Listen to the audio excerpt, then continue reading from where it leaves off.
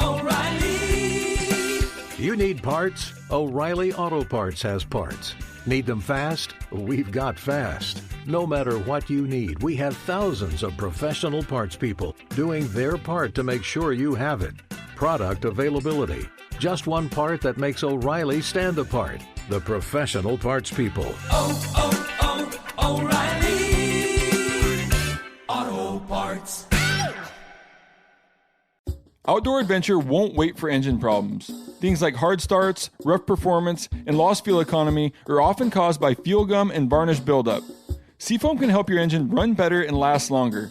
Simply pour a can in your gas tank. Hunters and anglers rely on Seafoam to keep their engines running the way it should the entire season. Pick up a can of Seafoam today at your local auto parts store or visit seafoamworks.com to learn more. There's nothing like snook hook sets at dawn or catching a tarpon in the moonlight. Find your next fishing trip made easy on fishingbooker.com and experience the magic of the Sunshine State or any other destination on your fishing bucket list. Book a blue water adventure in search of sailfish or go snapper fishing with the kids. With over 6,000 captains and trips to choose from, planning your next one just got a whole lot easier. Download the Fishing Booker app on the Google Play or App Store or visit them online at fishingbooker.com to book your trip today.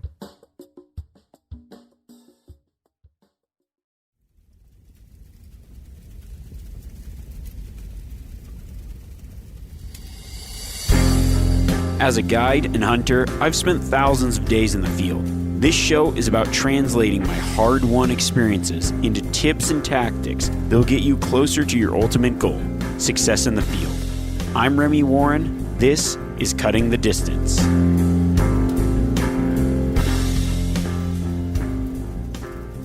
Now picture this. It's the last day of your elk hunt. It's been just one of those tough weeks, you know? Out of all your gear, I want to know what you think that you have at your disposal is the single most effective tool to being successful. Now, if you ask me, I would say it's your binoculars. While they don't shoot the animal you're chasing, more often than not, they're responsible for my success. I'd venture to say that for Western hunting, one of the most successful tactics you can employ is glassing. I define glassing as the act of finding game at far off distances through a set of optics. This week, I want to tell you the story of the best spot I ever made, and it was just in the nick of time. I also want to go over ways to get the most out of your optics, how to get steady, and what you should be looking for while you're glassing.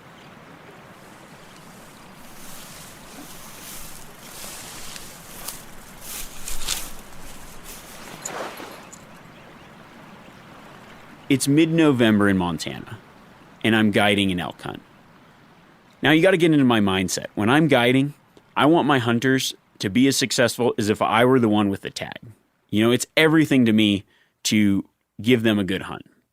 But there are those times when the person I'm guiding, I actually almost want them to get it even more than had I had the tag, because they're just such cool people. So I think in order to really explain this story, I have to first talk about the guy I took out. Now, his name was Mark Larson. He'd never harvested an elk before. Now, when Mark showed up, I was hoping for a fairly easy elk hunt because he'd told me a story of what had happened to him before he had come on this trip. Now, it had been a few years prior, but although this isn't my story, I just got to share it because it gives you the mindset of the kind of awesome dude this guy was and how bad I wanted to get him his first bull. Now, Mark was, I would consider him a cowboy, but also he was just an all-around good dude. Now, years earlier, he was breaking a horse, and this new horse, he'd put a saddle on that was too small for this horse. The horse takes off when he gets on. His foot gets caught in the stirrup. As the horse runs around a fence, Mark's leg gets caught in the fence with the other foot caught in the stirrup. He falls off with the foot caught, and the horse pulls. As it pulls, it essentially rips his pelvis in half, snapping it. Now, you got to know what kind of a tough guy Mark is, because when he got up, he held his hips together, force on his hands, walked back to his truck, and got himself to the hospital. I mean, it's an incredibly tough guy. They ended up having to put his pelvis back together with a bunch of metal rods through his pelvis. So at this point now he's worked up, done his PT, and he can hike, and he's going to hunt Montana elk. A few of the things that are working against him is when it's cold, that cold from the metal in his body, he feels it the whole time. Now, Mark was wanting an elk more than anybody's wanted an elk before, and he was ready to put in the work. And that's what I respect. He shows up, he's got his boots and his jeans, and he is just ready to go. The unfortunate part is I am doing everything in my power to find an elk, and it is just a really, really tough week. I don't know where the bulls went. We're seeing plenty of cows, but we just cannot turn up a bull. So what's that mean? We just got to hunt harder. And he's right there with me. I'm not joking. We were putting in 20-mile days for 5 days. Hiking is like we couldn't find the elk. We end up hiking further, glassing longer, hunting harder, leaving way before sun up and getting back way after dark. I'm not going to lie. I was wore out, and I generally don't get wore out. We were hunting hard, and he was right there every step of the way. I always like to think the harder you hunt, you're often rewarded. And now it's the last day of his hunt, and I was worried that it wasn't going to pan out for him. I mean, he had put in the time getting to the position where he could even hike like that. He hunted harder than 99% of the people I'd ever guided, and yet we were still struggling to find a bull. It's the last day, and I just have the pressure on me because I want him to get a bull more than I've ever wanted anybody to get a bull before. We're hiking up the ridge. I'm hiking, stopping, glassing, hiking, stopping, glassing. Get to this new basin. We've pushed in further than we did the days before into this big burn area. I'm sitting down, locked off, and then I've got my head rested on my pack. I'm glassing, I think probably 1.5 miles away, and I all of a sudden spot something that just looks out of place. Now it's starting to get a little windy, so I grab my tripod out, put my binoculars on my tripod, just start staring at the spot. I'm like, gosh, is it? It says just the shine of this stick is just a little bit off. So I decided to grab my spotting scope out, zoom it into 60 power, and sure enough, it's the back tine of a bull. That's all I can see, and it's 1.5 miles away. Okay, this is it. This bull's bedded. We move in. I range the ridge in front of this bull. We get set up 300 yards away. We wait for the bull to stand. Mark's steady. He takes a perfect shot and drops the bull. On the last day of his hunt, he gets a bull. And I believe that was the best spot I've ever made. When you look back at that, when I showed him what I'd seen through the spotting scope, we thought, no way could anyone have spotted that animal. And I think it was just because of a few little things that I like to do and the ways that I get steady that we were successful that week. And Mark was able to get his bull.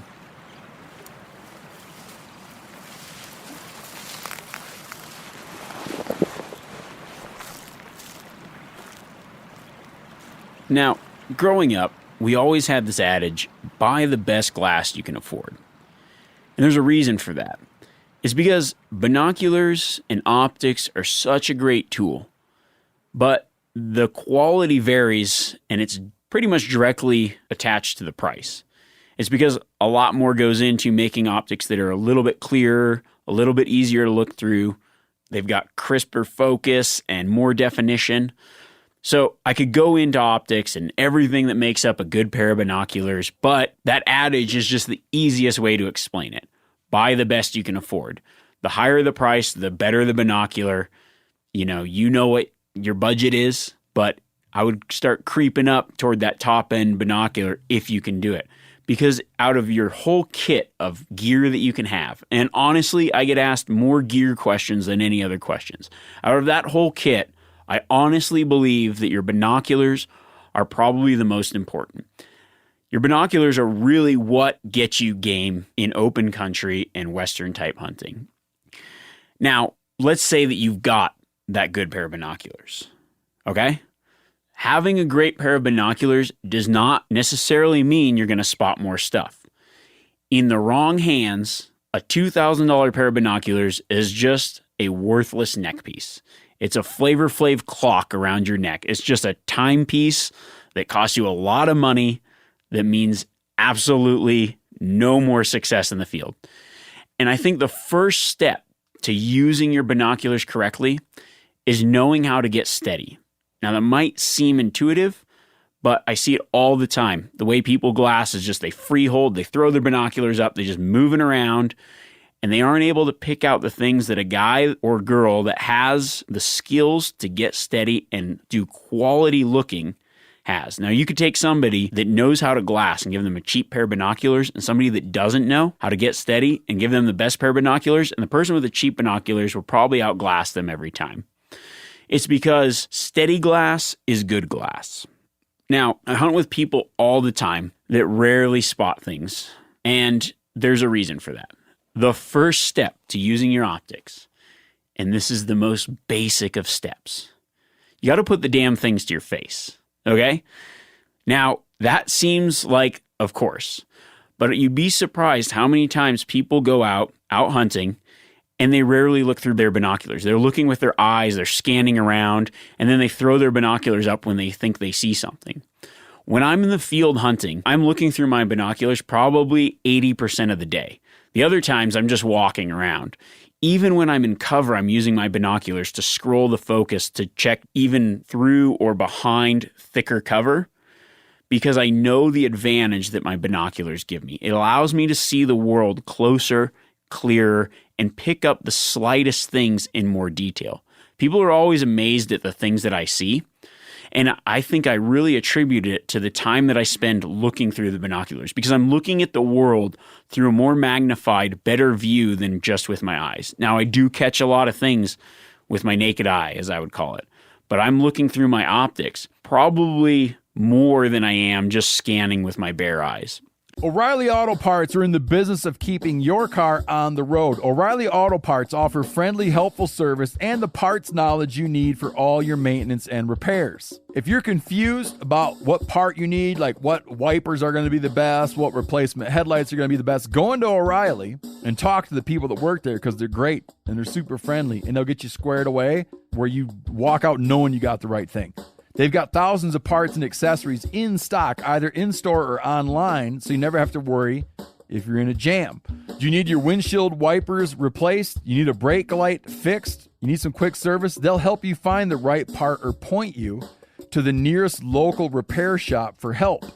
The professional parts people at O'Reilly Auto Parts are your one-stop shop for all things auto do-it-yourself, and you can find what you need in-store or online. Stop by O'Reilly Auto Parts today or visit us at O'ReillyAuto.com/MeatEater.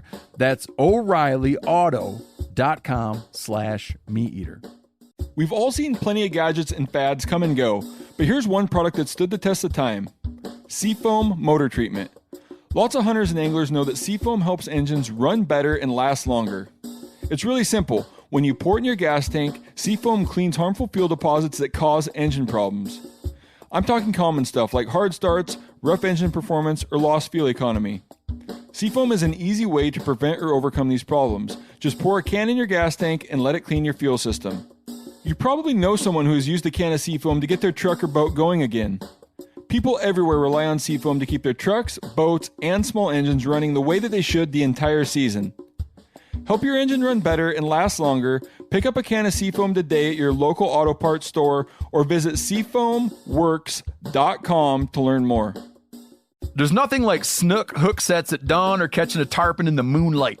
Find your next fishing trip made easy on FishingBooker.com and experience the magic of the Sunshine State or any other destination on your fishing bucket list.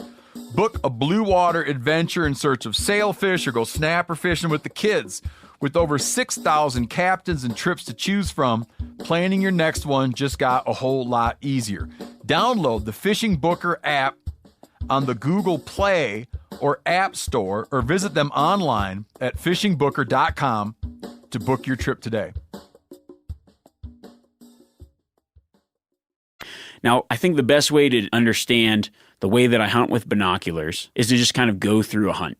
So there's a lot of things involved in hunting. Glassing is a huge portion of it, but there's a lot of walking and moving to different spots, checking out different areas.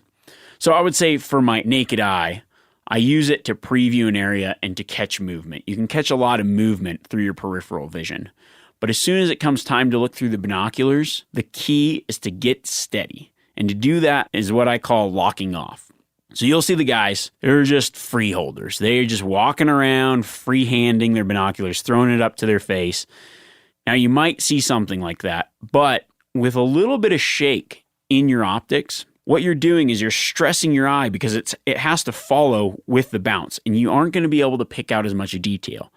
Just locking off and getting slightly steadier will allow you to pick out more and more detail. So the more steady the glass is, the more detail you're going to pick up later on. Let's go with standing. Now I'm walking, I'm looking at this hillside or other things as I move along, let's say within the max, say 400 yard range. This is great for just standing and giving it a scan. But when I'm standing, the way I hold my binoculars is I've got my binoculars up to my face, and instead of just holding them out with my elbows out, the binoculars get heavy and it causes bounce. So what I do is I bring my elbows down into my body or my chest. I have my hands around the binoculars, and then I grab and pinch the binoculars between the bill of my hat. What that does is my hat is on my head, which is a straight line to the ground down my legs. So as I'm standing, I'm locking my elbows into my body or my trunk, and then my binoculars onto my hat. It's like a grounded effect. It's straight to the ground and is way more stable than just throwing binoculars up and free holding it.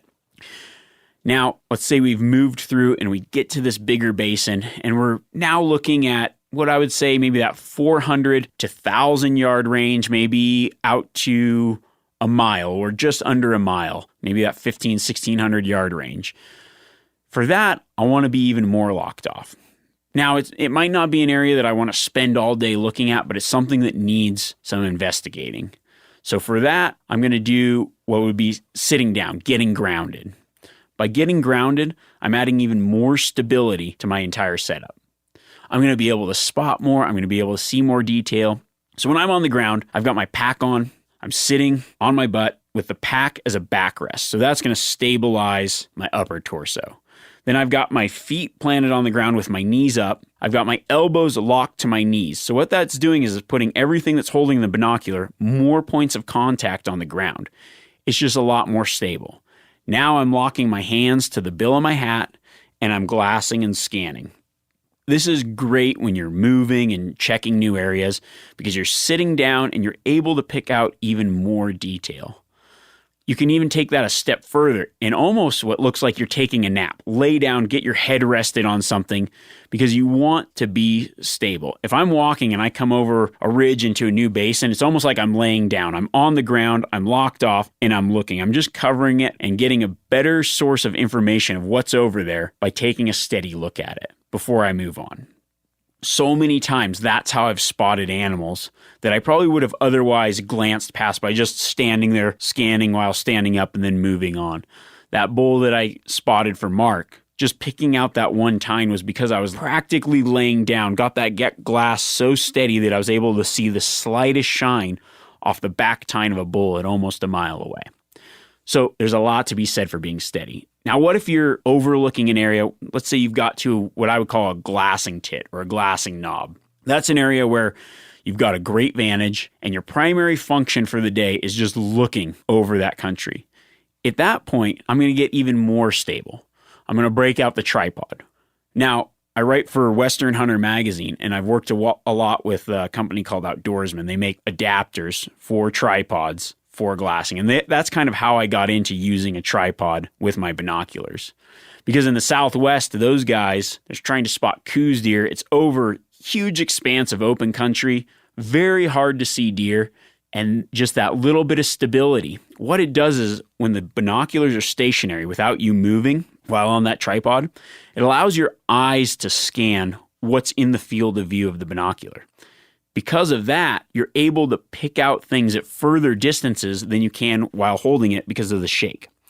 So just that tripod action allows you to move your eyes and focus inside what's in the binocular and then move the binocular on the tripod and then scan that new area. You would be surprised. I mean, I can spot with my binoculars 2.5 miles or more, depending on the game, when it's on a tripod. So you go from a pair of binoculars a lot of guys have trouble spotting stuff 400 yards away with because they're just standing there, to now being able to use the same piece of equipment to reach 3-4 miles out. I mean, I've hunted in Nevada for elk, sat 5 miles away with my 12 power binoculars on a tripod and started picking out bulls in the timber. It's because of the steady nature of putting it on the tripod allows you to pick out so many more details than if you're just free holding it. Now, just because you might not be in big open country also doesn't mean you shouldn't be using your binoculars. I think one thing that gets overlooked all the time is people that hunt timber or are still hunting through on a way to a glassing area forget to use their optics in that because they think that they can see so close. The trouble is your eyes focus on the brush and everything in the way. When you throw your binoculars up, what I'll do is I'll still hunt through a piece as I'm going to a glassing area. I'll put my binoculars up and then I'll just scroll that focus, because what that focus does is it changes your depth of field that you're looking through and past brush. If there's something, maybe say just behind a big cluster of timber, you'll be zoomed in and you'll be able to focus on each focal length beyond what your eyes capture. I've caught so many animals that way that have led to a successful hunt just by using my binoculars, even in close quarters. So just because you might not be in an area that is wide open where you can see for miles doesn't mean you shouldn't also use your binoculars there. Honestly, binoculars are one of the most effective tools we have. And to get good at it, you have to practice. Now, people always ask, well, what do I look for? That's a great question. Because I'm not necessarily looking for the whole animal when I'm glassing. What I'm looking for is a piece of the animal. And that piece of the animal I'm looking for is something that looks out of place. Now, in that story, when I spotted just the back tine of a bull, what it was the way that the sun hit that. It had a sheen that the other branches didn't have. And because I was steady, I was able to pick up on that. Think about the shape of an animal. A lot of the things that I look for are the flat lines that really kind of stand out in nature. The lateral line of the back, the flat horizontal line of the back, maybe the dark or the vertical line of the leg, a piece or the round shape of the ear, the shine or bifurcation of an antler branch for a mule deer, say, or the way that the beam grows on an elk with tines coming straight out of it. Things that look slightly out of place for the terrain or the background around them. If you've got an area that has very little white, the white patch on a mule deer stands out. But if it's really white, maybe the dark colors stand out. It's things that look different than everything else you're looking at. I rarely look for the whole animal. Most oftentimes, I'm just looking for something that looks out of place. You create these mental pictures as you get used to glassing and start finding things. What did you pick out on that? Was it an ear? Was it a movement? Now, moving animals are easy to see, but what about the stationary animals when it's tough, when you haven't seen much? What do you look for then? Well, that's when you really have to key into the specific little pieces that just don't look right. The pieces that identify that's an animal, but I don't know why that's an animal at this point. It needs a closer look. And that's where your spotting scope comes in. When I'm glassing, it's 99% of the time through my binoculars. I rarely will just sit and scan an area with my spotting scope because it causes a lot of eye strain to close one eye. You'd be better off putting your binoculars on a tripod, covering an area, and then using your spotting scope to get just a closer look and identify maybe some things that looked out of place or some areas that you think, well, maybe an animal will be hiding in there. But overall, the key to glassing is getting steady and creating a mental search note for things that just look out of place. I have a saying. If you were to go out with me hunting, generally in the morning, what I'm going to tell you is, let's put our balls all over this hill. And what I mean is your eyeballs. You just got to remember that right there is the trick of the trade. And I talked about glassing this week because I got so many questions on glassing. And I know last week we did a little Q&A, but there was just a pile of emails and messages about how do I find stuff? What should I be doing when I'm out there looking? Glassing was the number one thing that I got questions about. I think rightfully so, because it is probably the most effective tactic. It's kind of hard to talk about. It's a little dry. When you're out there glassing, it can get boring. But you just got to get out there, keep doing it, keep practicing, keep those little tips in mind. The other thing that I got asked about a lot was just gear. And out of all the gear, boots was probably up there in the top. So next week, what I want to talk about is boot selection, foot care. I've even got a great story for you about a guy who got gangrene by not following the rules of foot care and boot selection. That's a dangerous thing to get in the elk woods. So we'll cover that. And then I might even, after that, jump back into just a different avenue of glassing or spotting game before your friends. I think that'll be cool. So we got those. Still don't have a good sign off. But until next week, put your balls all over the mountain. Your eyeballs, not gender specific. Adios.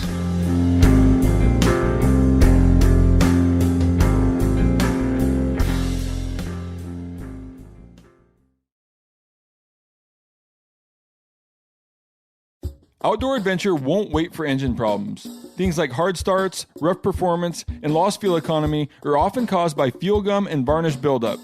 Seafoam can help your engine run better and last longer. Simply pour a can in your gas tank. Hunters and anglers rely on Seafoam to keep their engines running the way it should the entire season. Pick up a can of Seafoam today at your local auto parts store or visit seafoamworks.com to learn more. You ever get that feeling the walls closing in, the concrete jungle suffocating you? You crave some wide open spaces, the chance to connect with nature, maybe in a spot all your own. Well, head over to land.com. They've got ranches, forests, mountains, streams, you name it. Search by acreage. You can search by location. You can search by the kind of hunting and fishing you're dreaming of. Land.com. It is where the adventure begins.